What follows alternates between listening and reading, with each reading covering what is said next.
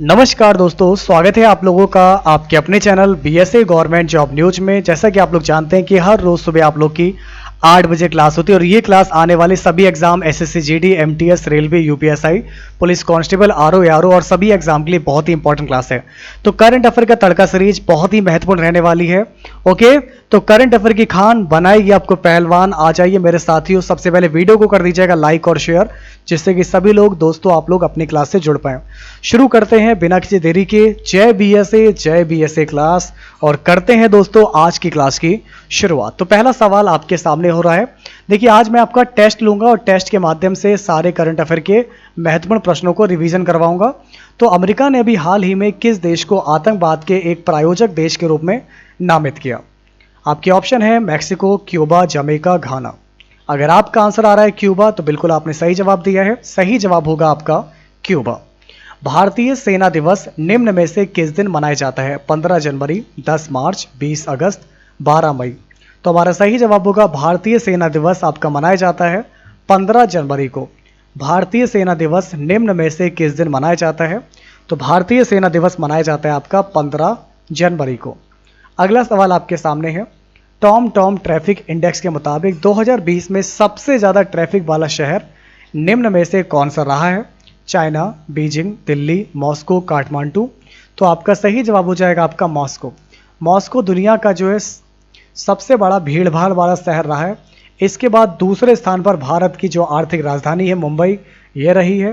तो ऐसे में आपका राइट आंसर हो जाएगा मॉस्को। नेक्स्ट क्वेश्चन आप लोग के सामने है। गुजरात सरकार ने किस नई नीति को लागू करने की घोषणा की है? नई ऊर्जा नीति, नई औद्योगिक नीति, नई शिक्षा नीति, नई पर्यटन नीति। तो आप लोगों का सही जवाब हो जाएगा नई पर्यटन नीति। तो आपका सही जवाब हो जाएगा नई पर्यटन नीति। अगला सवाल आपके सामने है। भारत सरकार ने किस देश में मनीष चौहान को नया राजपूत नियुक्त किया? भारत सरकार ने किस देश में मनीष चौहान को नया राजपूत नियुक्त किया है? तो आपका सही जवाब हो जाएगा पुर्तगाल। चलिए अगला सवाल बताइए। अगले वित्त वर्ष 21 और 22 में देश की आर्थिक वृद्धि दर में कितने प्रतिशत विस्तार का अनुमान जताया गया? 15%, 13, 11, 14। आपका राइट आंसर हो जाएगा 11%। चलिए अगला सवाल बताइए। निम्न में से किस देश ने चीन के झिंजियांग प्रांत में उत्पादित कपास और टमाटर के आयात पर प्रतिबंध लगा दिया? पाकिस्तान, जापान, रूस, अमेरिका। तो इस क्वेश्चन की बात करेंगे तो आपका सही जवाब होगा यहां से दोस्तों अमेरिका। नेक्स्ट क्वेश्चन देखिए। आरबीआई ने हाल ही में डिपॉजिट रेट के मानदंडों का उल्लंघन करने पर दिग्गज डॉयश बैंक एजी पर कितने करोड़ रुपए का जुर्माना लगाया है? आपका सही जवाब हो जाएगा दोस्तों यहां से 2 करोड़ रुपए का। Next question. अगला सवाल बहुत ही स्पेशल रहने वाला है आप लोगों के लिए। तो दोस्तों आप लोग मुझे बताइए, नई विदेश व्यापार नीति किस तारीख से लागू होगी? तो विदेश व्यापार नीति लागू हुई थी आपकी 1 अप्रैल 2021 से। 1 अप्रैल 2021 से लागू हुई। चलिए अगला सवाल बताइए। इबोला वैक्सीन का वैश्विक भंडार किस राष्ट्र में बनाया जा रहा है? देखिए दोस्तों, स्विट्जरलैंड में इबोला टीकों का वैश्विक भंडार बनाया जा रहा है और ये टीके आपातकालीन प्रतिक्रिया के लिए दुनिया के विभिन्न देशों को भेजने के लिए तैयार हैं। तो हमारा सही जवाब होगा स्विट्जरलैंड। नेक्स्ट क्वेश्चन देखिए। भारत बायोटेक ने कोवैक्सीन की आपूर्ति के लिए किस देश की कंपनी के साथ समझौता किया? तो आपका राइट आंसर हो जाएगा ब्राजील। तो हमारा सही जवाब दोस्तों क्या होगा इस क्वेश्चन का? इस प्रश्न का सही जवाब हो जाएगा ब्राजील।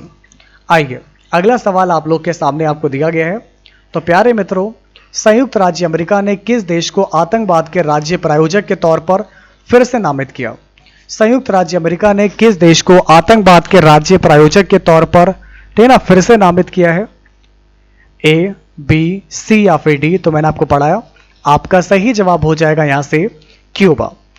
केंद्रीय मंत्रिमंडल ने भारत और किस देश के मौसम विज्ञान केंद्र के बीच वैज्ञानिक और तकनीकी सहयोग बढ़ाने के लिए एक समझौता ज्ञापन को मंजूरी दी है? आपका राइट आंसर क्या होगा? सऊदी अरब, यूएई, इटली या फिर इजराइल? बताइए आप लोग। तो आपका सही जवाब हो जाएगा यूएई।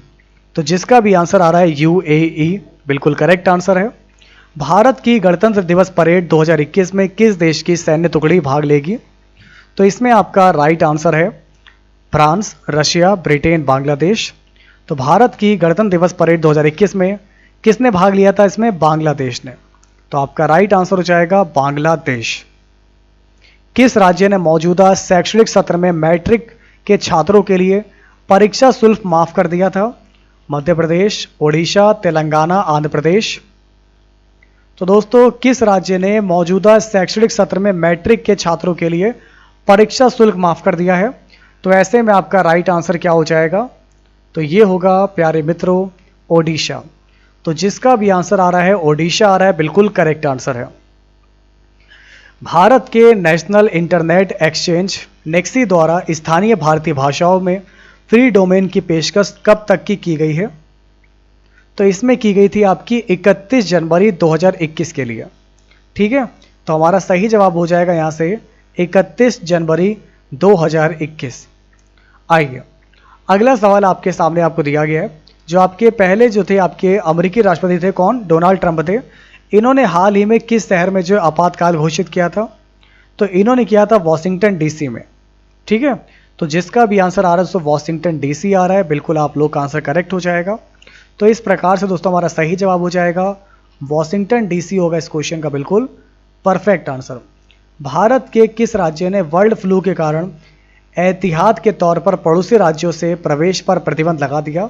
कर्नाटक हो जाएगा आप लोग का दोस्तों, केरल हो जाएगा आप लोग का यहाँ से, गोवा हो जाएगा आप लोग का यहाँ से, या फिर आप लोग का महाराष्ट्र हो जाएगा। तो दोस्तों इस क्वेश्चन की बात करेंगे हम लोग, तो हमारा सही जवाब हो जाएगा गोवा। ओके, तो अगर आप लोग का दोस्तों आंसर गोवा आ रहा है, बिल्कुल परफेक्ट है, शाबाश। हमारा सही जवाब दोस्तों क्या हो जाएगा? गोवा होगा इस क्वेश्चन का बिल्कुल करेक्ट आंसर। ट्रंप के महाभियोग पर अमेरिकी हाउस ऑफ डेमोक्रेट्स में वोटिंग कब होगी? इसमें वोटिंग हुई थी 13 जनवरी को। फिलहाल ये क्वेश्चन इतना इंपॉर्टेंट नहीं है, लेकिन पेपर में पहले पूछा गया था, इसलिए हम आपको बता रहे हैं। अब तक कितने अमेरिकी राष्ट्रपति महाभियोग के माध्यम से अपने पद से हटा दिए गए हैं? तो अभी तक ऐसा कभी नहीं हुआ है, तो आपका राइट आंसर हो जाएगा कोई नहीं। दोस्तों गोवा में आयोजित होने वाले 51वें भारतीय अंतर्राष्ट्रीय फिल्म महोत्सव, आप लोग दोस्तों यहां पर देख सकते हैं, गोवा में आयोजित होने वाले 51वें भारतीय अंतर्राष्ट्रीय फिल्म महोत्सव में किस देश को कंट्री इन फोकस के तौर पर चुना गया है? तो अगर हम इस क्वेश्चन की बात करेंगे तो हमारा सही जवाब दोस्तों क्या हो जाएगा? बांग्लादेश होगा। तो भारतीय अंतर्राष्ट्रीय फिल्म महोत्सव एशिया के सबसे महत्वपूर्ण फिल्म समारोह में से एक है। इसकी शुरुआत 1952 में की गई थी। 51वें भारतीय अंतर्राष्ट्रीय फिल्म महोत्सव ने इस बार के कंट्री इन फोकस खंड बांग्लादेश को चुना है। अगला सवाल आपके सामने है, दुर्लभ धातु वैनेडियम। दुर्लभ धातु वैनेडियम जो है आपका भारतीय राज्य में पाया गया, किस राज्य में? तो आपका सही जवाब हो जाएगा आपका अरुणाचल प्रदेश। तो भाई जिसका भी आंसर यहां से आ रहा है अरुणाचल प्रदेश आ रहा है, बिल्कुल आपका आंसर करेक्ट होगा, वेरी गुड। चलिए दोस्तों अब बढ़ते हैं आगे। अगला सवाल आप लोग के सामने आपको दिया गया है, जनवरी को कौन सी अंतरिक्ष एजेंसी दुनिया की सबसे शक्तिशाली रॉकेट लॉन्च करेगी? तो ये थी आपकी नासा। किसने लॉन्च किया है दोस्तों? नासा ने। ठीक है ना, स्पेस लॉन्च सिस्टम। तो आपका राइट आंसर हो जाएगा नासा। अगला बहुत ही इंपॉर्टेंट सवाल आपको दिया गया है दोस्तों, वन प्लैनेट समिट इस वर्ष कब आयोजित किया गया? वन प्लैनेट समिट कब आयोजित किया गया? आपका राइट आंसर तो क्या हो जाएगा यहाँ से? ए होगा, बी होगा, सी होगा, या फिर आप लोग का आंसर डी होगा। बताइए आप लोग। तो बिल्कुल आप लोगों ने इसका सही जवाब दिया है 11 जनवरी। तो जिसका भी आंसर आ रहा है 11 जनवरी, बिल्कुल राइट है। दोस्तों अब आप मुझे बताएंगे, भारतीय रिजर्व बैंक ने हाल ही में किस बैंक का लाइसेंस रद्द कर दिया? आरबीआई ने महाराष्ट्र के बसंत दादा नगरी सहकारी बैंक का लाइसेंस रद्द कर दिया। इसके बाद बैंक अपने कारोबारी गतिविधि संचालित नहीं कर सकेगा। हालांकि इससे बैंक के 99% ग्राहकों को ज़्यादा असर नहीं होगा और उन्हें पूरी रकम वापस मिलेगी। तो ऐसे में आपका राइट आंसर हो जाएगा महाराष्ट्र में स्थित बसंत दादा नगरी सहकारी बैंक। अमेरिका के नवनिर्वाचित राष्ट्रपति जो थे आपके जो बाइडेन, इन्होंने निम्न में से किस जो है CIA का निदेशक नियुक्त किया है? तो CIA का जो निदेशक नियुक्त किया है दोस्तों इन्होंने, ये किया है विलियम बर्न्स को, विलियम बर्न्स। ठीक है, नेक्स्ट क्वेश्चन आपको दिया गया दोस्तों यहां से, सभी लोग दोस्तों यहां पर ध्यान दीजिए। आप लोग को दोस्तों क्या बताना है? राष्ट्रीय, सभी लोग यहां पर देखिए, राष्ट्रीय युवा दिवस आपका किस दिन मनाया जाता है? हर साल 12 जनवरी को राष्ट्रीय युवा दिवस मनाया जाता है। तो दोस्तों आप लोग यहां पर देख सकते हैं, हर साल आपका 12 जनवरी को राष्ट्रीय युवा दिवस मनाया जाता है। इस दिन को देश भर में बड़े ही धूमधाम से मनाया जाता है। और दोस्तों आप लोग यहां पर देख सकते हैं, एक बहुत ही इंपॉर्टेंट बात आप लोग के सामने है।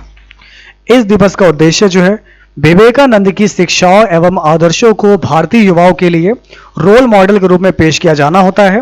तो इस दिन को राष्ट्रीय युवा दिवस के रूप में मनाया जाता है ताकि देश के युवा स्वामी विवेकानंद जी के कार्य, जीवन, कार्यशैली, चेतना और आदर्श से प्रेरणा ले सकें। राष्ट्रीय युवा दिवस के रूप में स्वामी विवेकानंद के जन्म दिवस को मनाने के लिए 1984 में भारत सरकार के द्वारा घोषणा की गई थी। तभी से आप लोग का 12 जनवरी को जो है राष्ट्रीय युवा दिवस मनाया जाता है।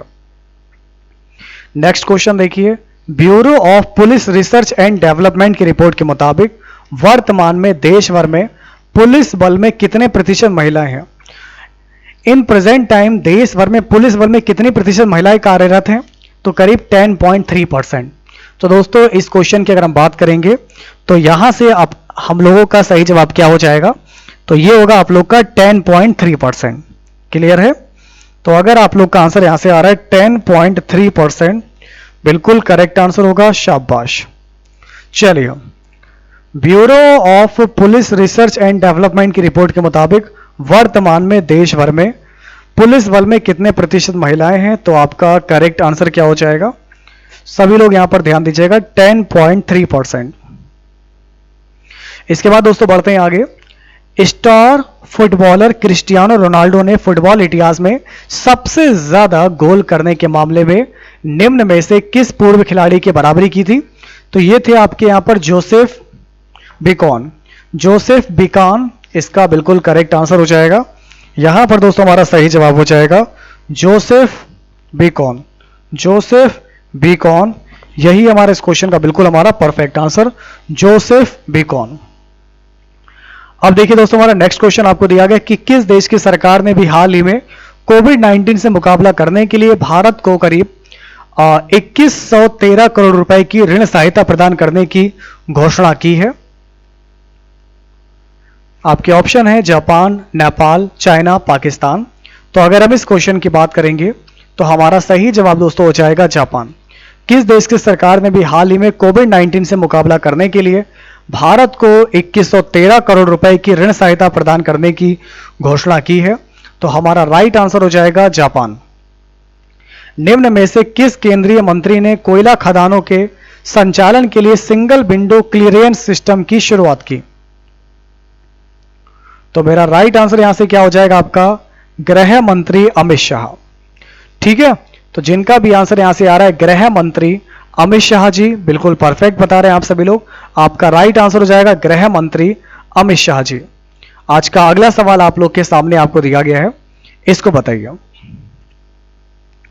केंद्रीय वित्त मंत्रालय के द्वारा जारी निर्धारित शहरी स्थानीय निकायों में सुधारों को लागू करने के मामले में आंध्र प्रदेश और मध्य प्रदेश के बाद में कौन सा राज्य तीसरा राज्य बन गया है? यह आप लोग को बताना है।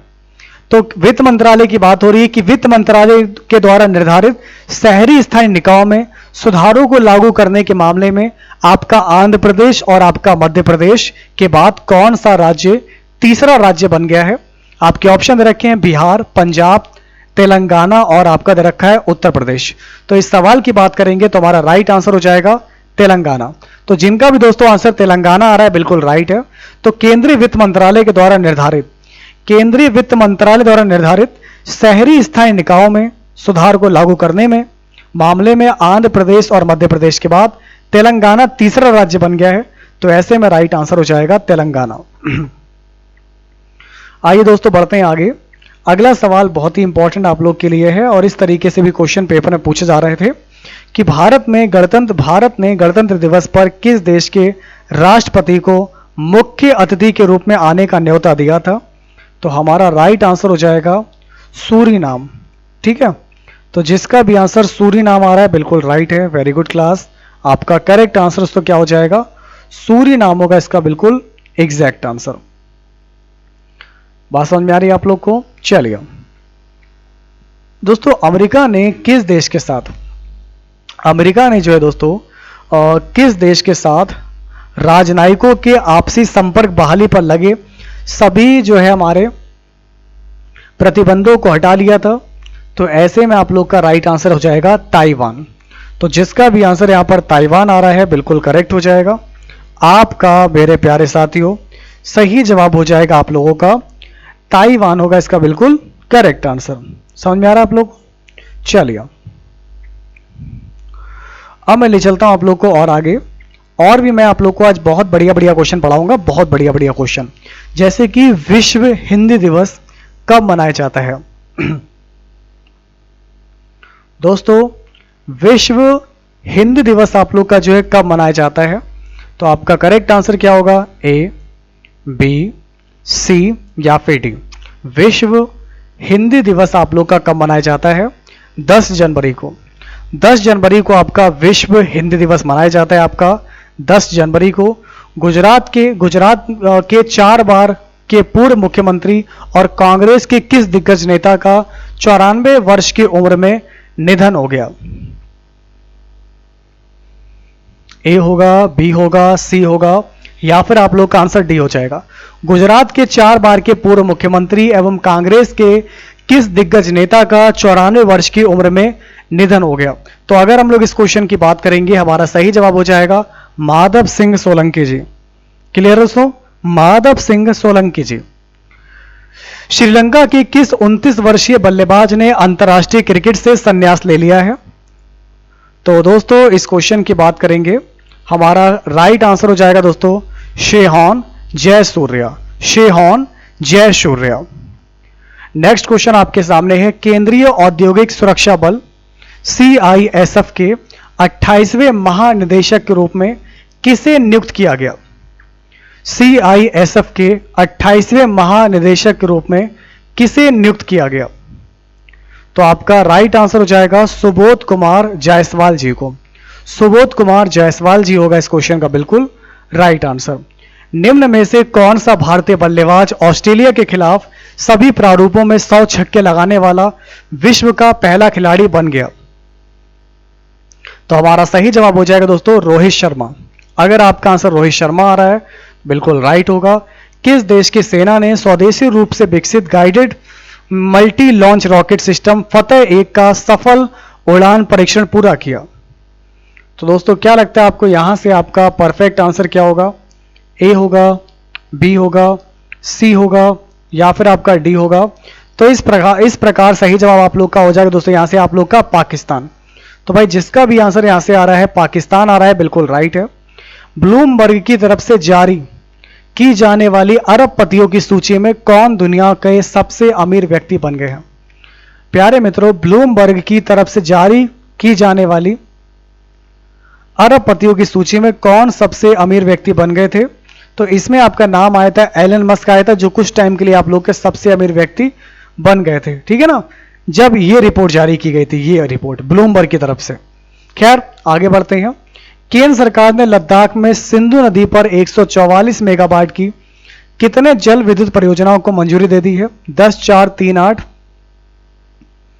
तो हमारा सही जवाब दोस्तों यहां से हो जाएगा 8। तो अगर आप लोगों में से क्लास में किसी का भी अगर आंसर 8 आ रहा है तो केंद्र सरकार ने लद्दाख में सिंधु नदी पर 144 मेगावाट की 8 जल विद्युत परियोजनाओं को मंजूरी दे दी है। जल शक्ति मंत्रालय के मुताबिक परियोजनाओं की संख्या अब तक की सबसे अधिक है। अब तक विभिन्न छोटी परियोजनाओं की कुल क्षमता 113 मेगावाट है। तो जल शक्ति मंत्रालय के अधिकारी ने कहा नई परियोजनाओं को केंद्रीय जल आयोग और सिंधु आयुक्त ने मंजूरी दे दी है। ये परियोजनाएं कारगिल और लेह जिलों में पड़ेंगी। अगला सवाल आपके सामने है, हाल ही में किस मशहूर फैशन डिजाइनर का तमिलनाडु के कोयम्बटूर में निधन हो गया? तो आइए मेरे परम प्यारे दोस्तों, आप लोग मुझे बताइए सही जवाब क्या हो जाएगा। सत्यपौल। ठीक है, तो जिसका भी आंसर यहां से आ रहा है सत्यपौल, बिल्कुल करेक्ट आंसर होगा। नेक्स्ट क्वेश्चन मुझे बताइए, केंद्र सरकार ने वित्त वर्ष 2020 और 21 में जीडीपी की विकास दर निम्न में से कितने प्रतिशत रहने का अनुमान लगाया है। तो हमारा सही जवाब हो जाएगा 7.7%। हमारा सही जवाब हो जाएगा 7.7%। नेक्स्ट क्वेश्चन आप लोगों को दिया गया है, केंद्र सरकार ने जम्मू कश्मीर के विकास के लिए कितने करोड़ रुपए की मंजूरी प्रदान की है। तो हमारा यहां पर राइट आंसर हो जाएगा 28,400 करोड़ रुपए। केंद्र सरकार ने जम्मू कश्मीर के विकास के लिए 28,400 करोड़ रुपए की मंजूरी दी है। यह योजना जम्मू कश्मीर के लिए नए निवेश, पर्याप्त विस्तार और मौजूदा उद्योगों को प्रोत्साहित करेगी। इसमें सरकार का कहना है कि जम्मू कश्मीर में पहली बार कोई औद्योगिक योजना ब्लॉक स्तर पर की जा रही है। यह योजना 2037 तक के लिए है और यह योजना 28,400 करोड़ रुपए की है। अगला सवाल, संयुक्त राष्ट्र सुरक्षा परिषद यानी कि यूनाइटेड नेशन, ठीक है ना, सिक्योरिटी काउंसिल यूएनएससी, यूएनएससी में अस्थायी सदस्य के तौर पर भारत का कितने साल का कार्यकाल जो है, फिलहाल तो 4 जनवरी 2021 से शुरू हो गया। तो इस क्वेश्चन की अगर हम लोग यहाँ पर बात करेंगे तो आप लोग यहाँ पर ध्यान रखिएगा कि भाई संयुक्त राष्ट्र सुरक्षा परिषद की तरफ से बात हो रही है। इसमें अस्थायी सदस्य के तौर पर भारत का 2 साल का कार्यकाल 4 जनवरी 2021 से शुरू हो गया है। भारत के साथ ही अस्थायी सदस्य के तौर पर नॉर्वे, केन्या, आयरलैंड और मैक्सिको के ध्वज भी विशेष समारोह में लगाए गए। तो हमारा राइट आंसर हो जाएगा 2 साल। अगला सवाल आप लोग के सामने है, हेमा कोहली। हेमा कोहली ने दोस्तों किस राज्य के चीफ जस्टिस के रूप में शपथ ली थी। तो इसमें आपका राइट आंसर था उस टाइम तेलंगाना। और एक सवाल आज का लास्ट क्वेश्चन है, that's are very most important question. दोस्तों प्रवासी भारतीय दिवस किस दिन मनाया जाता है। आपके ऑप्शन है 10 मार्च, 12 अप्रैल, 5 जून, 9 जनवरी।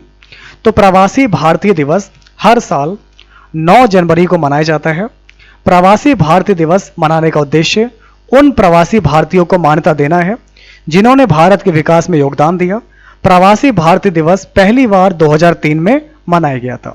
प्रवासी भारतीय दिवस 9 जनवरी को मनाया जाता है क्योंकि महात्मा गांधी 9 जनवरी 1915 को साउथ अफ्रीका से भारत लौटकर वापस आए थे। महात्मा गांधी को सबसे महान प्रवासी माना जाता है जिन्होंने ना केवल भारत के स्वतंत्रता संग्राम का नेतृत्व किया बल्कि भारतीयों के जीवन को हमेशा के लिए बदल दिया। तो ऐसे में हमारा सही जवाब हो जाएगा 9 जनवरी। तो दोस्तों उम्मीद करता हूं कि आज की करंट अफेयर की क्लास आप लोग को बहुत पसंद आई होगी। देखिए करंट अफेयर का जो पीडीएफ कोर्स है आप लोग जाकर बीएसए ट्रिकी क्लासेस ऐप को डाउनलोड करके वहां से आप लोग परचेस कर सकते हैं। तो करंट अफेयर का पीडीएफ कोर्स जो भी लेना चाहते हैं ले लीजिएगा। वहां पर मैंने जितनी भी क्लासेस प्रोवाइड कराई हैं सारी पीडीएफ फाइल एक साथ अपलोड कर दी है मैंने, वहां पर जाके आप लोग पढ़ सकते हैं। ओके, बाकी डेली मैं आप लोग को सुबह 8 बजे क्लास कराता हूं।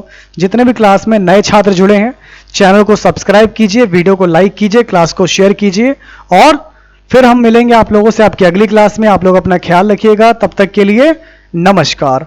जय बीएसए क्लास। आप सभी का तहे दिल से बहुत बहुत धन्यवाद, शुक्रिया। जय हिंद, वंदे मातरम।